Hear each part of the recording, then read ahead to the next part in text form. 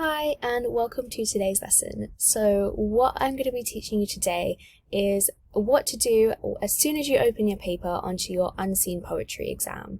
So we've already talked through poetic methods and techniques that you might pick up on and what they are, so things like enjambment, things like the use of full stops and commas and what that might mean. So what we're going to be doing today is taking a really specific look at the exam itself. Because as soon as students open the exam, it's very normal to feel nervous or panic and forget everything that you thought you knew about English. So what we're going to be doing today is practicing our exam skills so you know exactly what you're doing as soon as you get into the exam. So, as you can see here, I've got a screenshot from a unseen poetry exam paper. So, as you can see, it's section B, so you already will have done your play section at the beginning, whether that's Shakespeare, whatever Shakespeare it might be. So you will have already done that, so you'll then be moving on to unseen poetry. And unseen poetry can come across as a bit scary because you've never seen it before. But it's really important to remember that the techniques and the methods and the exam prep that you've done for your poetry anthology, you can still use all of that onto unseen poetry. So, let's take a look at this one. As you can see on the screen here, I've put steps 1 to 6, and these 6 steps will remain the same for whatever unseen poem you're given. So, step 1 is read the poem twice through. So I'll read it out loud with you once, and then I'll let you read it yourself alone. So, a London thoroughfare, 2 a.m. They have watered the street, it shines in the glare of lamps, cold white lamps, and lies, like a slow-moving river, barred with silver and black. Cabs go down on it, one and then another. Between them I hear the shuffling of feet, tramps doze over the window ledges, night walkers pass along the sidewalks, the city is squalid and sinister, with the silver-barred street in the midst, slow-moving, a river leading nowhere. Opposite my window the moon cuts, clear and round, through the plum-coloured night. She cannot light the city, it is too bright, it has white lamps, and glitters coldly. I stand in the window and watch the moon. She's thin and lustless, but I love her. I know the moon, and this is an alien city. So, that was me reading the poem through to you once. I will now give you a couple of minutes to read it yourself. You don't have to do anything, just read it through again, and enjoy the poem. So now that you've had a chance to read through the poem again by yourself, we're going to move on to step 2, which is to read the poem a third time. I know it feels like in the exam that you don't have enough time to keep reading and rereading the poem, but trust me, it's going to make all of the difference when you come to answer the question.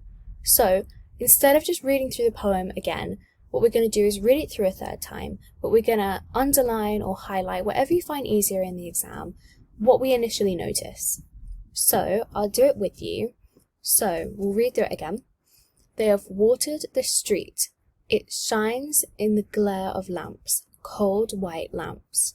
Already, as you can see, they're using quite a lot of punctuation, whether that's at the end of lines or in the middle of lines.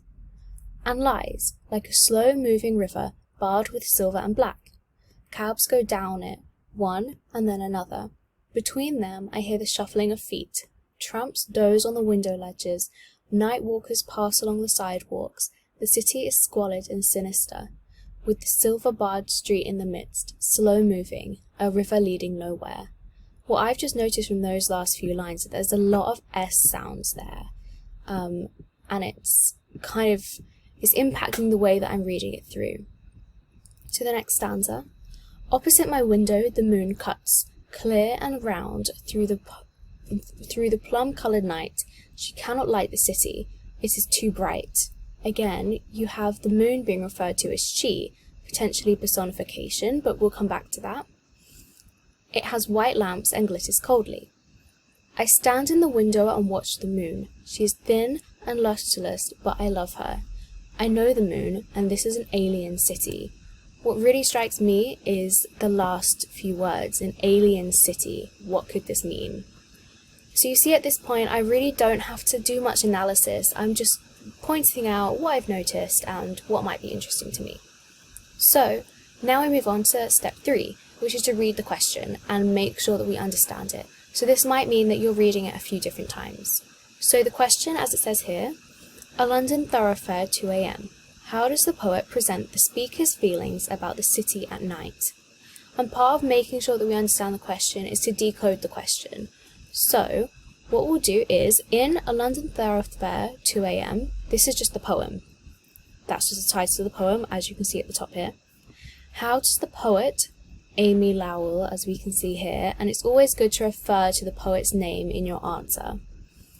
So how does the poet present the speaker's feelings? Again, just a reminder, we've already covered this, but the speaker is just the voice of the poem. So you can't say the poet is saying this and that.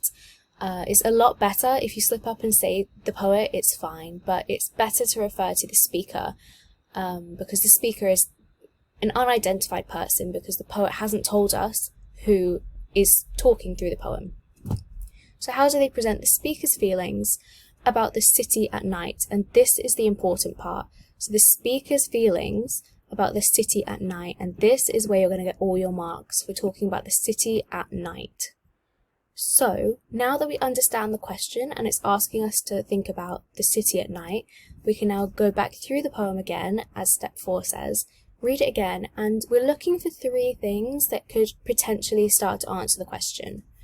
So what we've already pointed out is that there's quite a lot of punctuation. So as we know, punctuation, a full stop or a comma specifically used in the middle of lines is called a caesura. So I'm just going to put a C here to remind us that there's a caesura there. And there is no enjambment. As we know, enjambment is when there is no alliteration at the end of lines and it's just free-flowing. But this is not like that. So we've already got, it's quite disruptive, the lines are quite disruptive, and the ends of lines have full stops or commas at the end. So it's not a free-flowing poem, it's not easygoing. So I'm going to label that as number 1, because that is something that we've noticed about the poem. What else we noticed was that the moon is referred to as she. So we were thinking perhaps this is personification. I'll label that with a P for now. So what else was the poet, how else does the poet present the moon? So we've got the moon cuts. This isn't nice imagery. So if I put an I there for imagery, the reason we could pick up on this is because, like the poem being written, it's not very free flowing. Neither is the imagery of the moon. In most poetry, the moon is quite peaceful and it's ever present, but here the poet is presenting it as cutting, and it's personified the moon as if the moon has actions that it inflicts on the world. So what could we say about this? I'll label that as number 2. And finally, what we highlighted is that it's an alien city. And this is a metaphor, so I'll put an M there for metaphor. But it could also be a hyperbole, so I'll put an H there as well. And this last line is really important. If you're completely stuck in the exam, always look at the last line of a poem, because there'll always be something to say about the last line, because this is how the poet is leaving you. This is how they want you to think about the end of the poem. So the way that the poet has chosen to end this poem is by talking about an alien city. There's a detachment from the outside world, and this could be quite scary. So I'll label that as number 3. As you can see, we've already labelled 3 things that we can say about the poem. So step number 5 is to create a skeleton plan. So obviously I'll let you go off and do this with more detail. Obviously I will help you do this, but I will just make some notes along the side here of what we can say. So firstly, and these are all using the annotations that we've already made. So our first point here is that there was quite a lot of disruption to the lines. So I'll write disruption to lines. And now what's most important when creating your skeleton plan is linking it back to the question. So what are the feelings about the city at night?